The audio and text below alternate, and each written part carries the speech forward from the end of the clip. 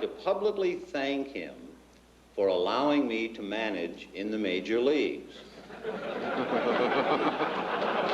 Another chicken. Only the good years. He actually did. I actually managed, so help me God, in the National League of Los Angeles Dodger baseball game. The Dodgers had won the pennant on a Saturday night. There was a great deal of celebration. Tremendous amount of alcohol was consumed by one and all. However, there was one more game to be played on Sunday. The game started, and it was a meaningless game against the Milwaukee Braves. And early in the game, to show you that he had changed, this quiet man, this reticent citizen from Dartown, Ohio, suddenly picked up the telephone in the dugout and called our booth. He said to Monty Bancroft, our engineer, ask Vin if he'd like to manage. I said, well, why don't you take over now and you tell me what to do, and I'll relay the signs on to the players, and we'll see how it works that way. And Ron Fairley was the hitter, full of champagne. And it was ball 4. And Fairley, he didn't trot to first. He didn't really walk to first. He sloshed to first. Walter Alston, the manager, told me that day that I was not going to play the next day. So I really celebrated. As a matter of fact, I didn't go to bed that night.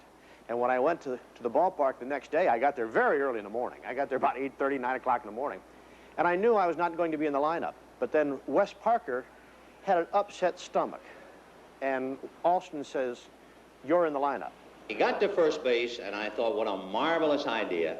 And I said, over the microphone, because Alston had headphones on in the dugout so he could hear the play-by-play, let's have Fairley steal.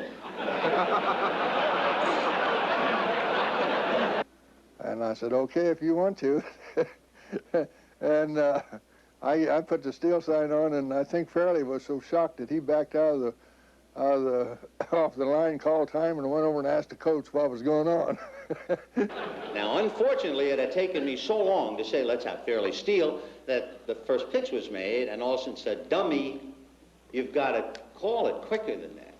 So I said, okay, and for those of you in the ballpark with transistor radios listening, let's have Fairley steal, and watch Fairley's face when he looks over to third and gets the steal sign.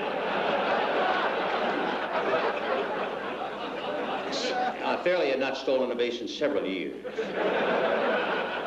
So Fairley is at first fighting the hangover and looking down at the ground, and I say, okay, Walter, let's have him steal. Fairley kind of looks up and...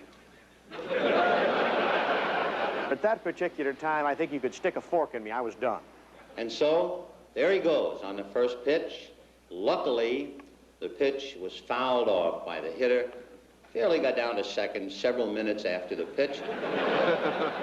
They sent him back, and I said, I always remembered, Walter said, if it's a good play and it doesn't work, come right back with it. So Fairley just about got back to first. And I said, that's what Walter always said, Walt, let's try it again. And Fairley now has got a face that is beet red. And I had said to him earlier before the game, my God, your eyes look terrible. And he said, you should see them from this side.